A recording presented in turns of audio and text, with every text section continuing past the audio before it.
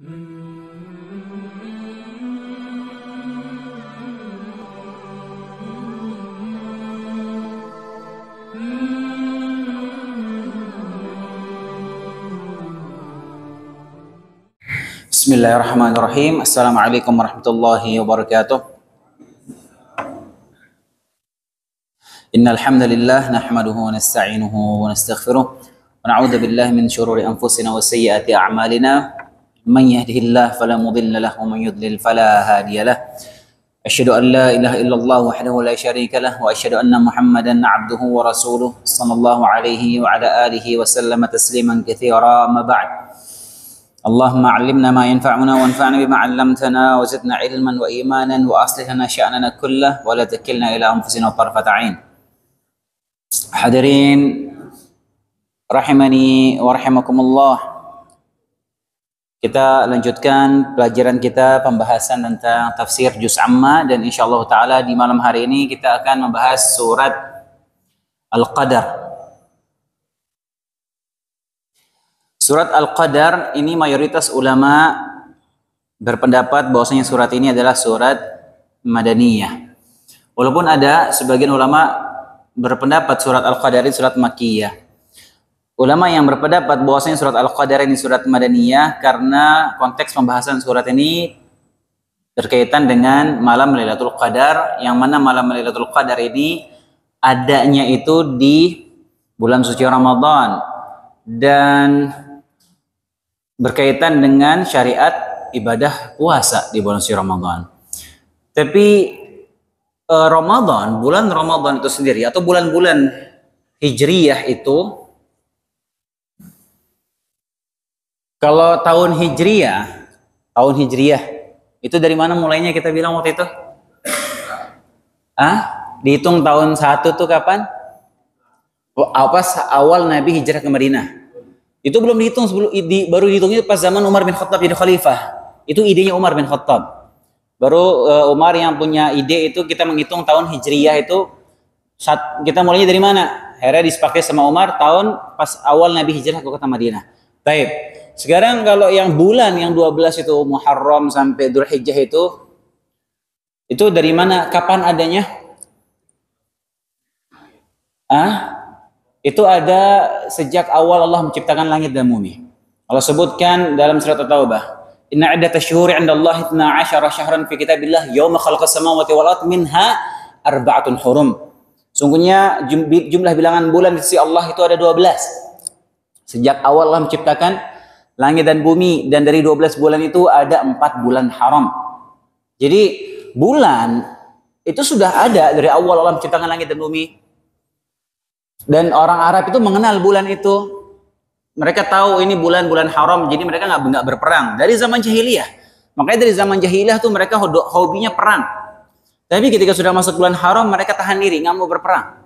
Dari zaman jahiliyah, 4 bulan haram tuh mereka memuliakan bulan haram. Dan mereka dari zaman jahiliyah itu sudah melaksanakan ibadah haji. Haji itu sudah hadir dari zaman Nabi Ibrahim. Yang namanya haji itu di bulan apa? Bulan Dzulhijjah. Dan itu mereka sudah ada mengenal bulan, ada Ramadan. Tapi puasa Ramadan itu baru disyariatkan oleh Allah Subhanahu wa taala di tahun kedua Hijriyah.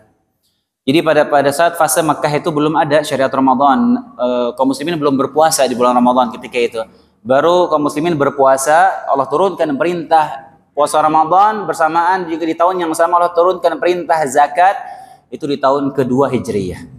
Jadi kira-kira 1 tahun setelah Nabi hijrah kota Madinah baru turun perintah puasa Ramadan. Sebelum itu kaum muslimin puasanya itu di satu hari Asyura. Awalnya itu wajib bagi kaum muslimin, tapi sudah dihapus hukumnya, dan sekarang yang wajib bagi kaum muslimin itu puasa sebulan penuh di bulan suci Ramadan. Karena berkaitan dengan ibadah Ramadan ini, sebagian ulama, mayoritas ulama berpendapat surat ini surat Madaniyah. Taib. Allah Subhanahu wa taala berfirman, "Inna anzalnahu fi lailatul qadr." Inna anzalnahu fi lailatul qadri atau lailatul qadari. Mana yang benar hadirin? Mana yang benar bacaannya? Lailatul qadr atau lailatul qadar? Itu dia sukun dalnya ya, qadr. Qadr. Itu yang benar, bukan qadar. Kalau imam bacanya inna anzalnahu fi lailatul qadar, salah itu. Salah ya bacaannya. Sungguhnya kami telah menurunkannya di malam qadar. Menurunkan apa yang dimaksud di sini? Menurunkan Al-Qur'an. Menurunkan Al-Qur'an. Sungguhnya kami telah menurunkan Al-Qur'an itu di malam qadar. Kita kenal dengan istilah malam Lailatul Qadar. Taib. Ada dua pendapat di sini hadirin azanillah wa iyyakum terkait dengan maksud ayat ini. Apa yang dimaksud Allah turunkan di malam Lailatul Qadar itu? Ada dua pendapat secara umum. Pendapat pertama, ini Ibnu Katsir menukilkan pendapat dari Ibnu Abbas radhiyallahu taala anhuma. Perkataan Ibnu Abbas bahwasanya yang Allah turunkan di malam Lailatul Qadar itu adalah Al-Quran full 30 juz sekaligus di malam itu ke Baitul Izzah namanya, yaitu adanya di langit dunia, Baitul Izzah. Nah, nanti dari Baitul Izzah ini Al-Quran itu turun secara bertahap selama 23 tahun. Ini pendapat.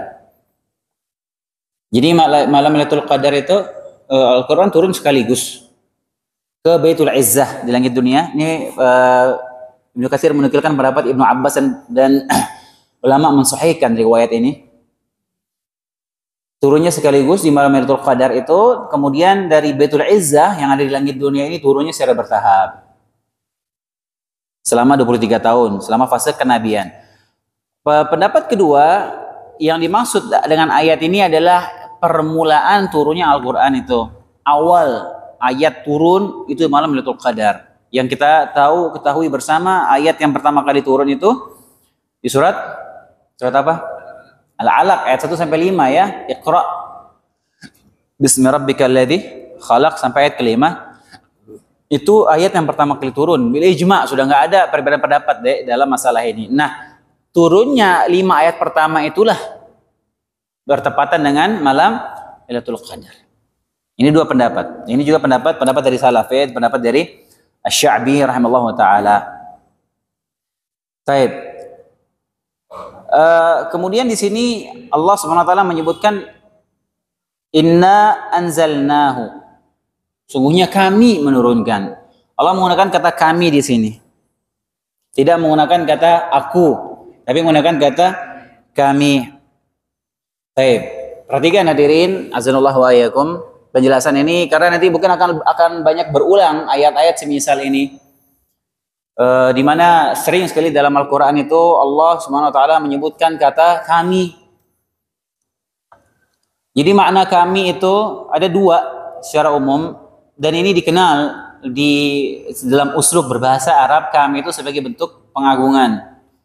Bentuk pengagungan, bentuk kita memuliakan. Ketika dia mengucapkan kami itu bentuk pengagungan. Menggunakan kami itu untuk menunjukkan pengagungan. Makanya menggunakan kata kami. Dan ini dikenal dalam uslub bahasa Arab seperti itu. Sehingga hal-hal kecil seperti ini jadi senjata oleh orang-orang yang mencari-cari kesalahan Al-Quran. Dia bilang, kenapa Al-Quran katanya Allah Maha Esa Tunggal, tapi kenapa pakai kami? Banyak sekali lagi dalam Al-Quran. Pakai kata nahnu, kami. Tidak pakai kata aku. Ini diserang melalui sisi itu. Nah, ini orang-orang yang biasanya tidak mengerti bahasa Arab seperti itu. Dan ini biasa, orang Arab ini mengenal uslub seperti ini, metode seperti ini itu hal yang biasa, membentuk pengagungan. Bahkan di Indonesia, dalam bahasa Indonesia ada itu. Dalam bahasa Indonesia ketika kita ingin bentuk penghormatan, pemuliaan, kita menggunakan kata bentuk jamak, kami. Misalnya ada orang sendirian, dia bangun masjid pakai uangnya dia sendiri. Kemudian tanya, siapa yang bangun masjid ini? Oh, kami yang membangunnya, dia bilang gitu. Dia bila pakai kata kami, padahal dia sendiri bisa yang bangun. Ini biasa, metode seperti itu. Dalam bahasa Arab itu dikenal biasa ucapan seperti itu. Jadi ini metode untuk menunjukkan pengakuan yang pertama. Yang kedua, biasanya Allah menggunakan kata kami, nahnu atau domirna seperti yang menunjukkan bentuk jamak ya, kami. Itu biasanya hal-hal yang malaikat terlibat di situ. Atau bahkan terkadang malaikat itu sendiri yang melakukannya, tapi Allah mengatasnamakan kami karena malaikat itu tidak mungkin melakukan sesuatu kecuali atas perintah Allah Subhanahu wa taala. Dan ini pendapat makna tafsiran yang kedua. Ketika kita dalam Al-Qur'an ini banyak sekali hadirin, banyak. Itu imma maknanya pengagungan. Yang satu lagi yang kedua maknanya itu adalah malaikat terlibat di situ atau malaikat yang melakukannya. Dan ini banyak dalam Al-Quran. Di antaranya contohnya firman Allah Subhanahu wa taala, "Fa idza qara'nahu fattabi' Qur'anah." Kata Allah Subhanahu wa taala, dan apabila kami membacakan Al-Qur'an itu, kata Allah, apabila kami membacakan Al-Qur'an itu maka ikutilah bacaannya. Bukan Allah yang membacakan kepada Nabi ketika itu, tapi siapa? Malaikat Jibril. Jibril alaihissalam yang membacakan. Tapi Allah mengungkapkan dengan kata apa? Bahasa apa? Kami. Fa idza qara'nahu. Ketika kami membacakan Al-Quran itu fattabi' Qur'anah, maka ikutilah bacaannya. Yang baca bukan Allah di situ, tapi malaikat Jibril yang membaca atas perintah Allah Subhanahu wa taala. Kemudian juga contoh lain ya dalam Al-Quran, kata kami itu hakikatnya itu malaikat yang sedang bertugas di situ. Seperti firman Allah Subhanahu wa taala, "Wa laqad khalaqnal insana wa na'lamu ma tuwaswisu bihi nafsuh." Sungguhnya kami telah menciptakan manusia dan kami mengetahui apa yang dibisikkan oleh hatinya. Kata Allah SWT, kami menciptakan manusia dan kami tahu apa yang dibisikkan oleh hatinya. Wa nahnu aqrabu ilaihi min hablil warid. Dan sungguh kami lebih dekat kepadanya, lebih dekat daripada urat lehernya. Siapa yang dekat di sini maksudnya? Malaikat. Dijelaskan di ayat setelahnya, "Id yatalaqqal mutalaqqiyani 'anil yamini wa 'anil shimali qa'id." Tatkala ada dua malaikat di sebelah kiri dan sebelah kanannya duduk, "Ma yalfidhu min qawlin illa ladaihi raqibun 'atid." Tidaklah dia mengucapkan satu kata kecuali ada malaikat yang mencatatnya. Jadi ini wa nahnu aqrabu ilaihi, kami lebih dekat daripadanya, min hablil warid, daripada urat nadi, urat lehernya. Maksudnya di situ apa? Malaikat. Tapi Allah ungkapkan dengan bahasa apa? Kami. Nahnu. Karena malaikat itu tentara Allah Subhanahu wa taala. Malaikat tentara Allah. Tidaklah malaikat itu bergerak melakukan sesuatu kecuali atas izin Allah Subhanahu wa taala. Dan biasanya jika ada malaikat terlibat di situ, maka Allah mengungkapkan dengan bahasa apa? Kami. Karena malaikat itu pembantu Allah yang bertugas menjalankan perintah Allah Subhanahu wa taala. Seperti misalnya orang bangun rumah. Dia bangun rumah nih. Siapa yang bangun rumah ini? Oh, kami yang membangunnya. Padahal tukang-tukang yang bangunkan itu. Tapi dia bilang apa? Kami. Karena apa? Dia yang memerintahkan itu untuk membangun. Itu biasa ya dalam bahasa seperti itu. Ingat ya maknanya. Ingat ya maknanya ketika ada ungkapan nahnu atau kami dalam Al-Quran. Karena nanti banyak berulang nih. Jadi kalau ada muncul lagi kayak begini, anak tanya, insya Allah bisa jawab ya. Dia tanya nih, Marwan karena tanya, saya jawab nggak? Insya Allah. Taib. Kemudian ayat kedua, itu inna anzalnahu fi lailatul qadar. Sungguhnya kami menurunkan Al-Quran itu di malam qadar. Wa ma adraka ma lailatul qadar. Tahukah kamu apa itu? Apakah malam qadar itu? Itu ayat kedua. Biasa nih metode Al-Quran seperti ini, Allah mengulang pertanyaannya. Ya. Al-Qari'ah, mal Qari'ah, wa ma adraka mal Qari'ah. Ditanya. Tahukah kamu apa Al-Qari'ah itu? Tahukah kamu apa malam qadar itu? Lailatul qadri khairun min alfi syahr. Malam qadar itu lebih baik dari 1000 bulan. Malam qadar itu lebih baik dari 1000 bulan. 1000 bulan hadirin. Malam Lailatul Qadar itu lebih baik dari 1000 bulan. Subhanallah. Ini bukan main itu. Ini keutamaan malam itu bukan main kemuliaannya. Sampai satu malam itu Allah sebutkan itu lebih baik dari 1000 bulan. Dan kita diperintahkan untuk beribadah di situ. Lebih baik dari 1000 bulan. 1000 bulan itu sekitar berapa? 83 tahun 4 bulan. 83 tahun 4 bulan. Kemudian para ulama menyebutkan apa hikmahnya? Allah berikan kemuliaan seperti itu di malam Lailatul Qadar. Di antaranya para ulama menyebutkan ini kekhususan bagi umat Nabi Muhammad SAW. Kemuliaan malam Lailatul Qadar ini tidak ada di umat-umat terdahulu. Sebagaimana yang disebutkan oleh Imam Nawawi, bahwasanya ini kekhususan bagi umat Nabi Muhammad SAW. Dan ini juga menjadi kemuliaan secara khusus bagi umat Nabi Muhammad SAW. Kita umat paling terakhir, tapi kita yang paling mulia. Kita umat terakhir, tapi kita umat yang paling mulia. Kita umat yang paling terakhir, umat Nabi Muhammad SAW, tapi kita umat yang pertama kali lebih dulu masuk surga dibandingkan umat-umat yang lain, umat-umat sebelum kita. Dan umat akhir zaman ini, kita sebagai umat akhir zaman ini umurnya pendek-pendek hadirin. Kalau umat-umat terdahulu tuh panjang-panjang umurnya. Ratusan tahun untuk bayangin hidup ratusan tahun, subhanallah. Nabi Nuh saja berdakwahnya beliau itu 950 tahun. Dakwahnya doang. Ya belum umurnya jelas lebih dari itu. Dia mungkin umurnya belum diangkat jadi nabi, kemudian beliau berdakwah 950 tahun. Banyak sekali waktunya untuk beribadah kepada Allah, untuk sujud, untuk berzikir, bermunajat kepada Allah Subhanahu wa taala 950 tahun. Enggak diganggu sama sosmed lagi. Enggak diganggu sama TV. Enggak ada gadget zaman itu. Oh subhanallah. Kita udah umur pendek, ya kan? Megang HP-nya bisa 15 jam dalam sehari.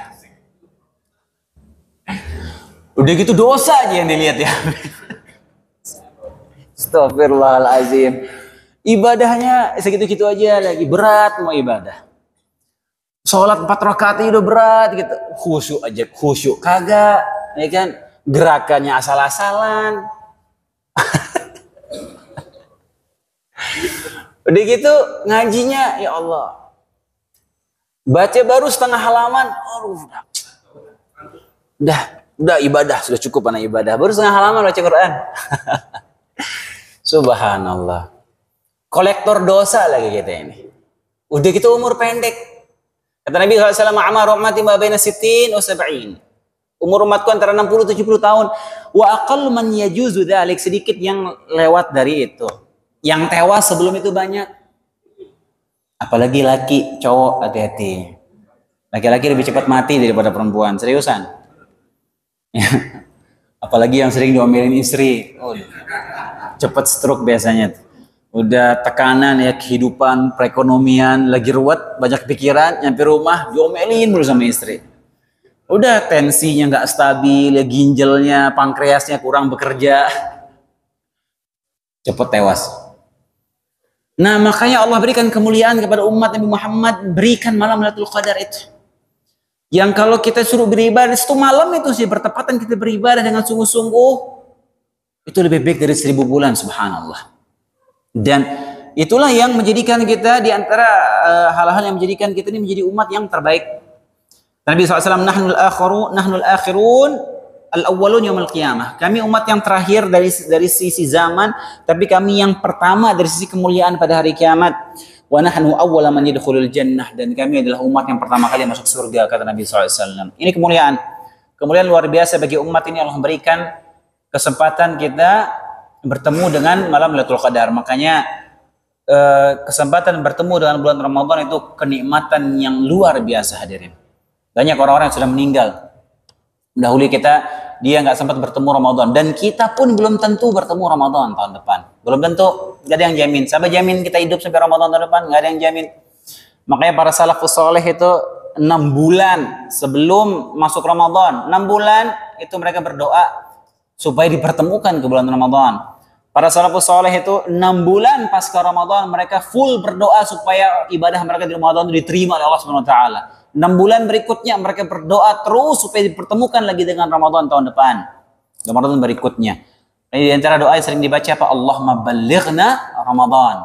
Allahumma ballighna Ramadan. Ya Allah, sampaikanlah kami ke bulan Ramadan. Itu kemuliaan luar biasa. Bertemu Ramadan itu kenikmatan yang bukan main hebatnya dari Allah Subhanahu wa taala. Apalagi kita diberikan taufik untuk beribadah, semangat beribadah di malam Lailatul Qadar itu. Tapi kebanyakan kita di Indonesia ini dia malam Lailatul Qadar itu yang rame mall biasanya. Nggak rame mall, nyari baju lebaran, sama rame di pelabuhan. Cuma di bandara orang pada mudik. Ya, subhanallah. Justru semakin akhir tuh semakin berpotensi tuh peluang malam Lailatul Qadar di malam 27 itu. Tapi justru di malam 27 itu mulai sangat sepi sudah masjid itu. Ya, subhanallah. Taib.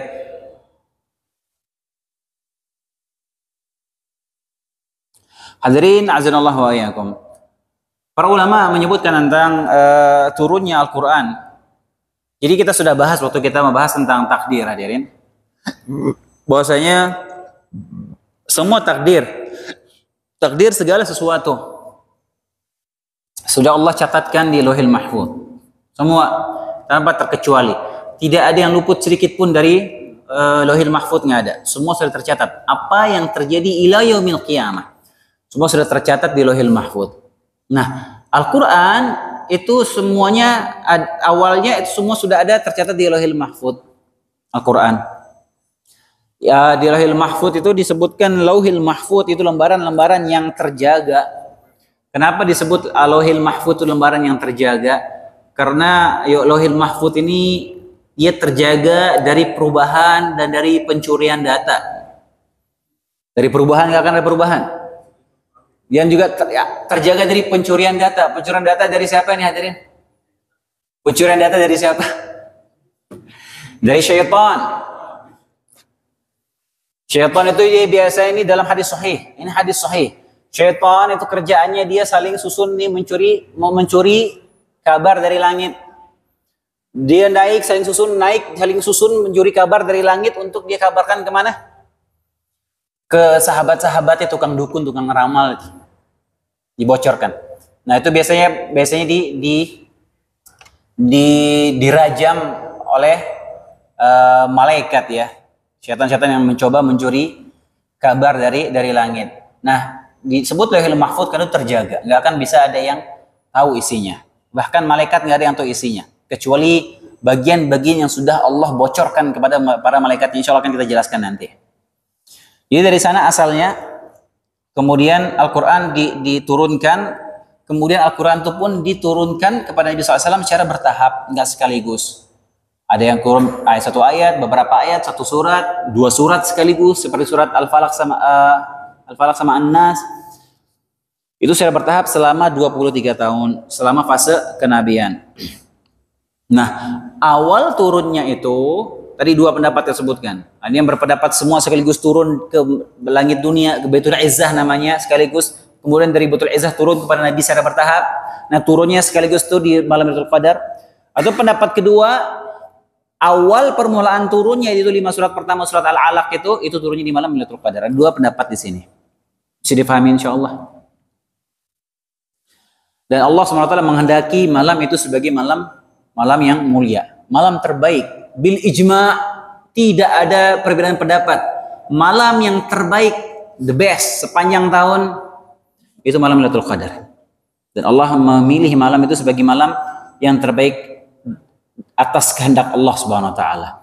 Allah berhak memilih sebagian makhluknya lebih mulia dibandingkan makhluknya yang lain. Itu hak Allah Subhanahu wa taala. Kita nggak boleh protes. Allah memilih Ramadan menjadi bulan yang terbaik dari 12 bulan. Itu hak Allah Subhanahu wa taala. Jangan kita bertanya-tanya. Allah memilih para nabi itu lebih mulia dibandingkan manusia yang lain. Maka jangan protes. Karena orang protes aneh, loh kok bisa? Kok kenapa nabi harus dimuliakan? Kenapa saya enggak? Oh. Ya. Itu hak Allah. Allah menjadikan. Bahkan di antara para nabi pun Allah jadikan sebagian lebih mulia dibandingkan yang lainnya.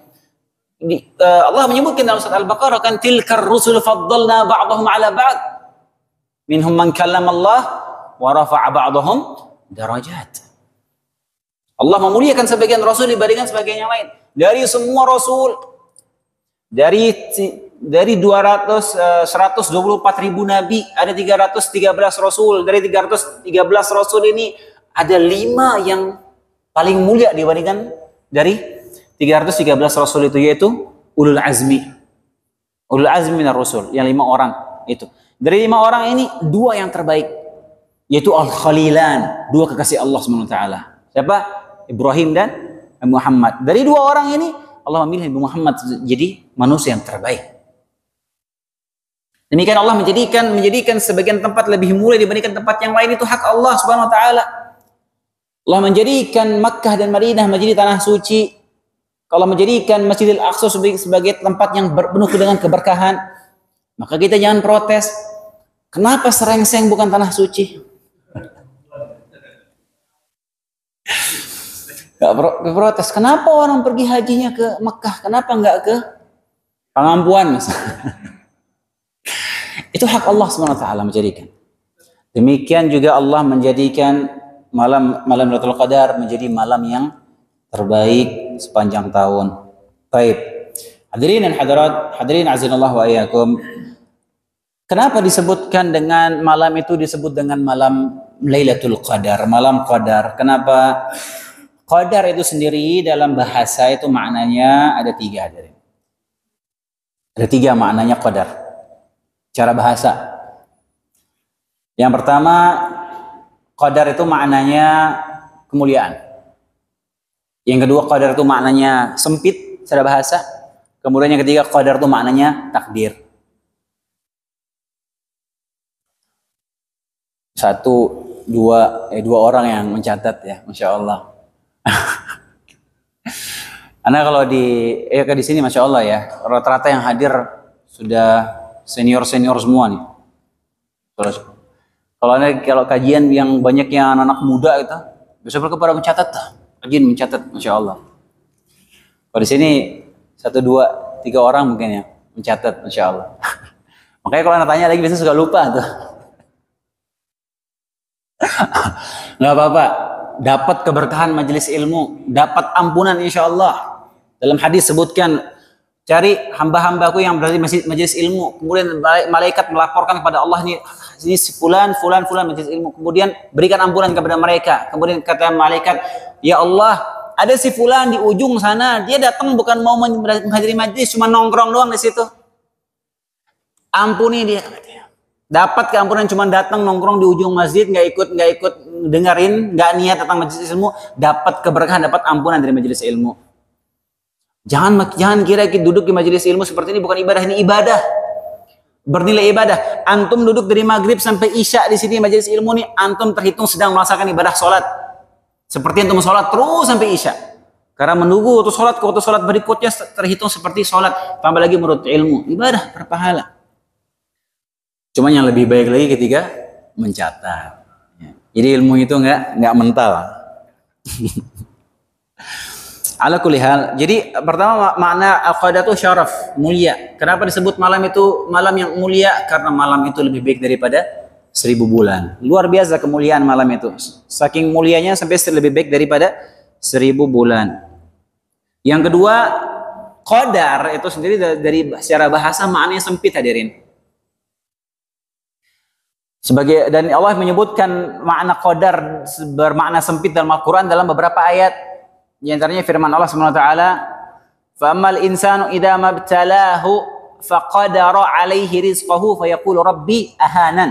Dan tatkala manusia diuji oleh Allah SWT, فَقَدَرَ عَلَيْهِ رِزْقَهُ, Allah sempitkan rezekinya. Kemudian dia berkata, Allah sedang menghinakanku. Qadar itu maknanya sempit. Dalam ayat ini Allah berfirman dalam surat Al-Anbiya, وَذَنُّونَ إِذْ ذَهَبَ مُغَاضِبًا وَظَنَّ أَنْ لَنْ نَقْدِرَ عَلَيْهِ فَنَادَى فِي الظُّلُمَاتِ. Dan Nabi Dhannun. Siapa Dhannun ini, hadirin? Nabi Yunus alaihissalam. Dhannun itu namanya Nabi Yunus. Nabi Yunus ketika dia pergi dalam keadaan marah meninggalkan kaumnya, kata Allah, وَظَنَّ أَنْ لَنْ نَقْدِرَ عَلَيْهِ. Dan Nabi Yunus menyangka kami tidak akan menyempitkannya karena dia pergi sebelum mendapatkan perintah dari Allah Subhanahu wa taala. Fanada fi dzulumat. Kemudian Nabi Yunus ini berdoa di dalam kegelapan. Kegelapan apa yang dimaksud di situ? Kegelapan perut ikan. Di dalam perut ikan, di dalam gelap lautan, di tengah kegelapan malam. Nabi Yunus berdoa di tengah kegelapan tersebut. Dan di situ Allah menyebutkan wa dhanna allan naqdir alaih. Nabi Yunus menyangka kami tidak akan menyempitkannya. Naqdir. Kemudian dalam ayat Allah berfirman, liyunfik du sa'atin min sa'atih. Adapun orang yang kami lapangkan rezekinya hendaknya menginfakkan hartanya di jalan Allah Subhanahu wa taala. Wa man qudira alaihi rizquhu falyunfiq mimma atahu Allah, dan adapun yang kami sempitkan rezekinya, qudira alaihi rizquhu, kami sempitkan rezekinya, falyunfiq mimma atahu Allah, tetap disuruh infakkan harta di jalan Allah. Infakkan, walaupun kalian sedang disempitkan rezekinya, infakkan semampumu. Jadi qadar itu maknanya apa? Sempit. Tapi kenapa malam itu malam Lailatul Qadar disebut-sebut dengan malam yang sempit, hadirin? Karena pada malam itu malaikat-malaikat dari langit turun semua ke bumi untuk menyaksikan keberkahan malam tersebut, sehingga saking banyak yang malaikat turun ke bumi sehingga bumi ini jadi sempit sesak. Sampai sempit saking banyaknya malaikat. Itu makna yang kedua. Makna yang ketiga, qadar maknanya takdir. Qadar maknanya takdir. Coba Marwan ulangi apa 3 makna tadi Anda sebutin? Marwan, 3 makna qadar tadi apa yang pertama?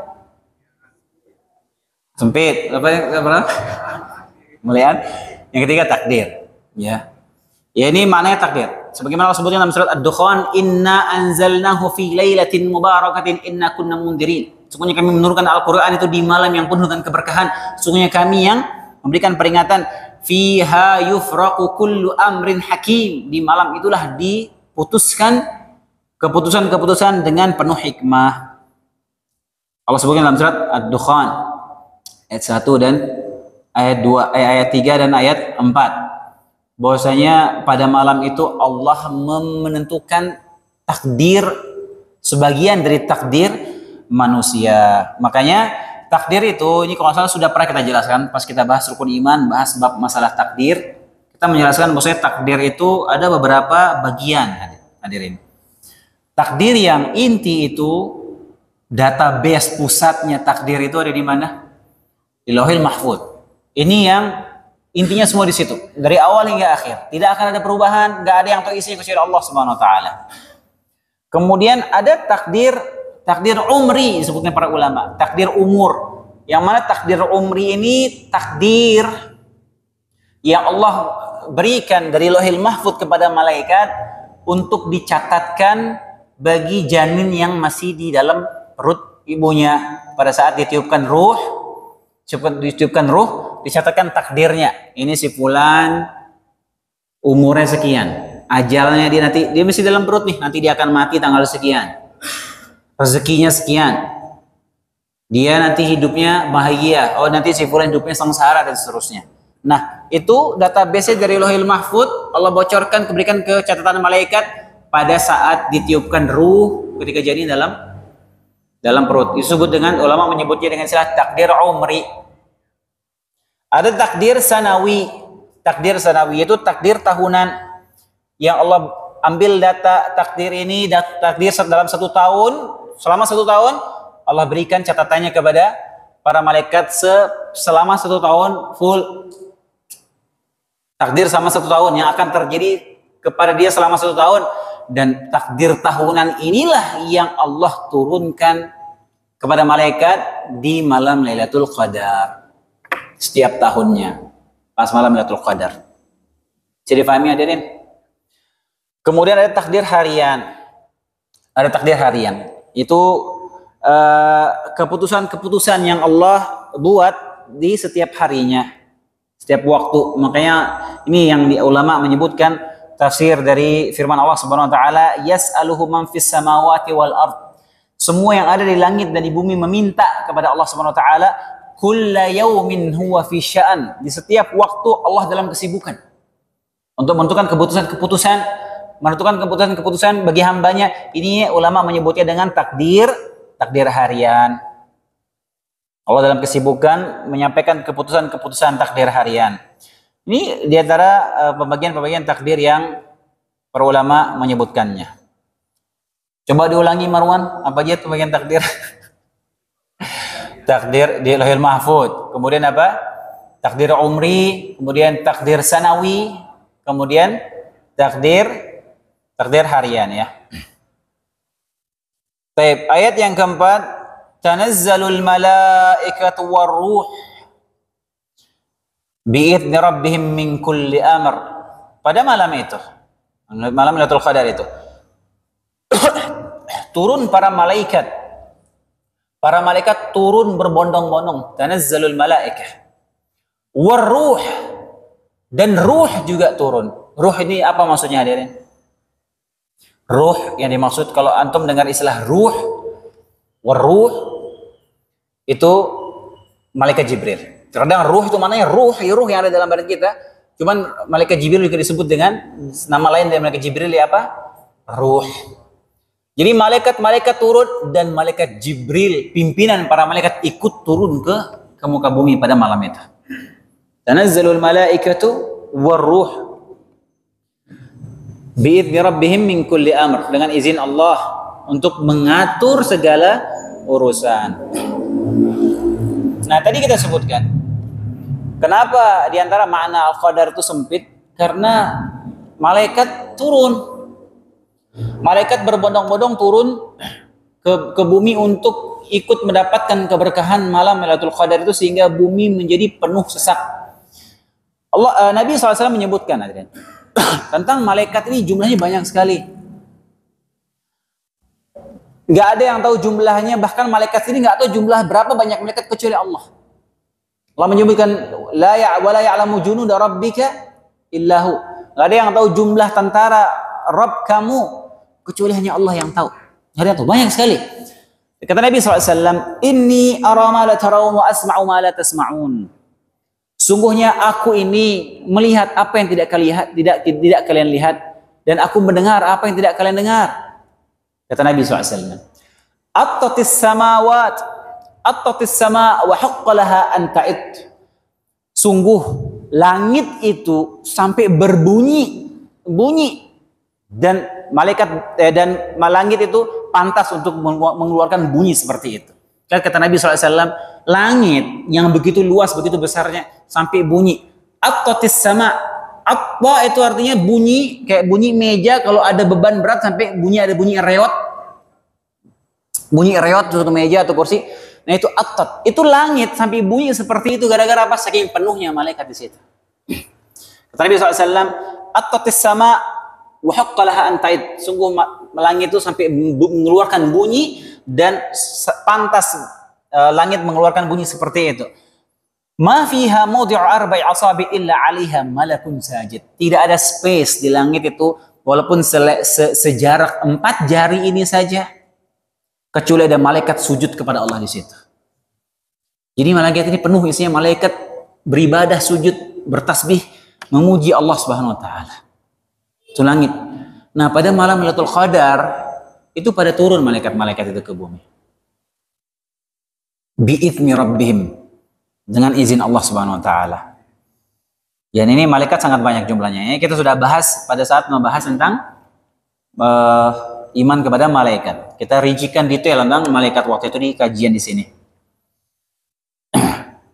Ditambah lagi dengan malaikat Jibril alaihissalam ikut turun di malam tersebut. Malaikat Jibril ini pimpinan para malaikat, dan malaikat Jibril ini besar sekali hadirin. Wujud aslinya malaikat Jibril besar sekali. Disebutkan malaikat Jibril itu punya 600 sayap, satu sayap saja bisa menutup sampai dari ufuk timur sampai ufuk barat. Malaikat Jibril besar, dan malaikat Jibril pun ikut turun pada malam Lailatul Qadar. Bi'idzni rabbihim, dengan izin Rabbnya, min kulli amr, untuk mengatur segala urusan.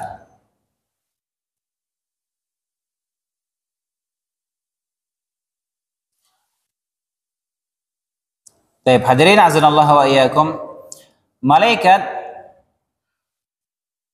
turun dengan membawa keberkahan ya. Semuanya turun dengan membawa keberkahan, sehingga malam itu dengan malam Lailatul Qadar, malam yang penuh dengan keberkahan luar biasa.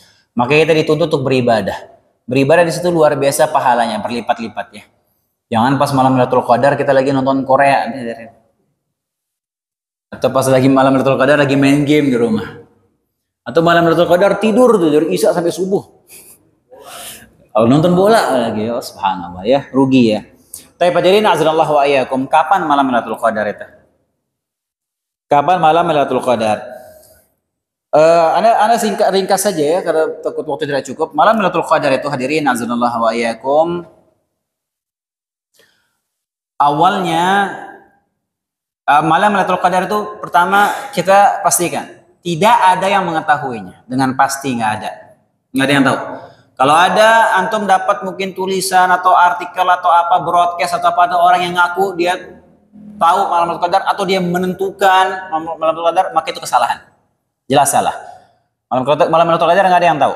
Dulu iya Nabi SAW mengetahuinya. Jadi Nabi SAW awalnya tahu kapan malam Lailatul Qadar. Allah ilhamkan, Allah kabarkan kepada Nabi SAW malam Lailatul Qadar. Kemudian Nabi keluar ingin menyampaikan kabar gembiranya kepada para sahabatnya. Menyampaikan bahwasanya malam Lailatul Qadar itu malam ini. Malam sekian.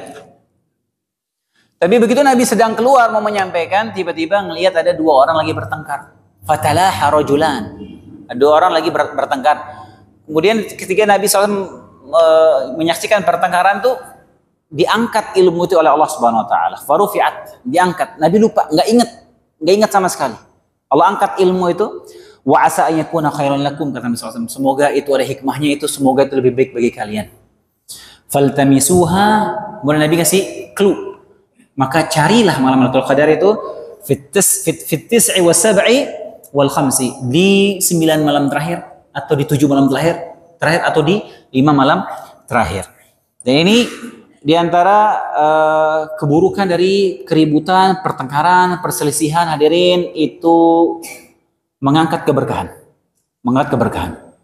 Ribut, berselisih, cekcok, berdebat, berantem, ini menjauhkan kita dari keberkahan. Apalagi kalau di rumah isinya ribut aja. Sama istri berdebat mulu. Apa aja didebatin, berantem, ribut, ini mengangkat keberkahan di rumah tangga itu. Makanya hati-hati, jauhi perselisihan, perdebatan, pertengkaran, ini mengangkat keberkahan. Ilmu tentang Lailatul Qadar itu diangkat gara-gara apa? Ada dua orang yang bertengkar ketika itu. Tapi Nabi menyampaikan semoga itu lebih baik bagi kalian. Dan itu hikmahnya besar. Hikmah. Jadi kalau seandainya umat Nabi Muhammad tahu malam Lailatul Qadar itu di hari-hari tertentu, maka semua akan fokus beribadah di malam itu saja. Tidak akan malaikat malam-malam yang lainnya. Itu hikmahnya. Makanya karena kita dirahasiakan, cuma dikasih tahu itu adanya di malam 10 malam terakhir, ya bisa dipastikan. Malam Lailatul Qadar itu walaupun ada yang berpendapat di luar Ramadan ya. Al-Hafidz Ibnu Hajar menyebutkan pendapat banyak sekali. Ada yang menyebutkan di luar Ramadan ada. Tapi itu pendapat marjuh, pendapat nggak kuat. Yang jelas malam Lailatul Qadar itu ada di bulan Ramadan. Kemudian dipersempit lagi malam Lailatul Qadar itu ada di 10 hari terakhir. Kemudian dipersempit lagi malam Lailatul Qadar itu adanya di malam-malam ganjil. Di malam-malam ganjil. Nah, kemudian para ulama berselisih lagi tentang malam ganjil ini. Apakah ulama berselisih lagi tentang malam Lailatul Qadar ini, apakah dia berpindah-pindah atau di satu malam tertentu? Ulama yang berpendapat malam Lailatul Qadar ini berpindah-pindah karena datang dalam beberapa hadis, beberapa riwayat dari para sahabat malam Lailatul Qadar yang mereka alami itu terjadi, itu berbeda-beda tanggalnya hadirin. Ubay bin Ka'ab dalam 2 hadis. Saya mau bacakan hadis cuma waktu tidak mencukupi. Ubay bin Ka'ab sampai bersumpah dia. Dia bersumpah dalam di Sahih riwayat Muslim. Dia bersumpah bahwasanya malam Lailatul Qadar itu di malam 27 Ramadan.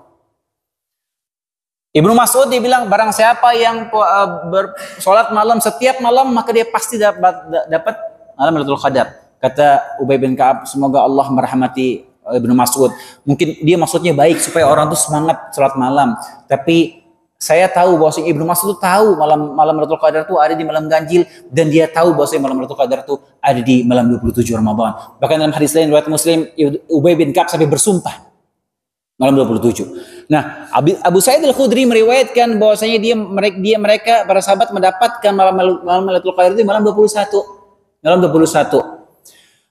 Ada lagi hadis yang menyebutkan terjadi di malam 23. Sehingga ini karena ini hadisnya sahih semua, ulama mengkompromikan hadis ini bahwasanya malam Lailatul Qadar ini dia berpindah-pindah setiap tahunnya. Jadi pendapat dikuatkan oleh Imam Nawawi, kemudian dikuatkan oleh Imam Al-Muzani. Imam Al-Muzani ini salah satu murid terbaik Imam Syafi'i. Tapi Imam Syafi'i berpendapat malam Lailatul Qadar itu di satu malam tetap nggak berpindah-pindah. Dan ana lebih condong pendapat bahwasanya malam Lailatul Qadar itu dia tetap tidak berpindah-pindah, hadirin. Kenapa? Karena malam Lailatul Qadar itu mulia, karena pada malam itu Allah menurunkan Al-Quran. Tidak mungkin hari berpindah-pindah. Satu hari tetap itu. Dan ini pendapat yang anak kuatkan, ini dikuatkan oleh ulama-ulama kontemporer seperti Syekh Sa'ad Khatlan dan yang lainnya, bahwasanya malam Lailatul Qadar itu dia sabit, tidak berpindah-pindah. Adapun hadis-hadis tadi itu dimaknai oleh para ulama ketika sahabat itu melihat ada hujan ketika itu. Nabi melihat dalam mimpi malam Lailatul Qadar itu hujan dan beliau sujud di atas tanah dan lumpur. Dan itu terjadi di malam 21 subuh-subuh. Para sahabat melihat benar-benar Nabi sujud di atas tanah dan lumpur karena malamnya hujan, sehingga mereka menganggap itu malam Lailatul Qadar. Wallahu taala alam. Ya, intinya pendapat yang saya kuatkan, malam Lailatul Qadar itu tidak berpindah-pindah karena menjadikan malam itu mulia, karena malam itu turun Al-Qur'an. Jadi tidak mungkin bergeser-geser harinya, hadirin. Malam 10 Muharram yang kita kenal dengan hari Asyura menjadi mulia. Kenapa 10 Asyura itu mulia? Karena pada hari itu hari 10 Asyura itu mulia karena pada hari itu Allah menyelamatkan Nabi Musa dari kejaran Firaun.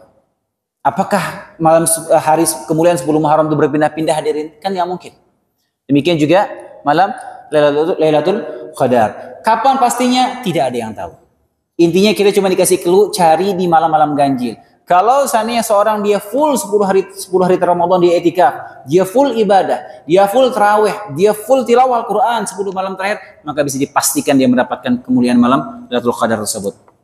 Kemudian terakhir, ayat terakhir, salamun hiya hatta matla'il fajar.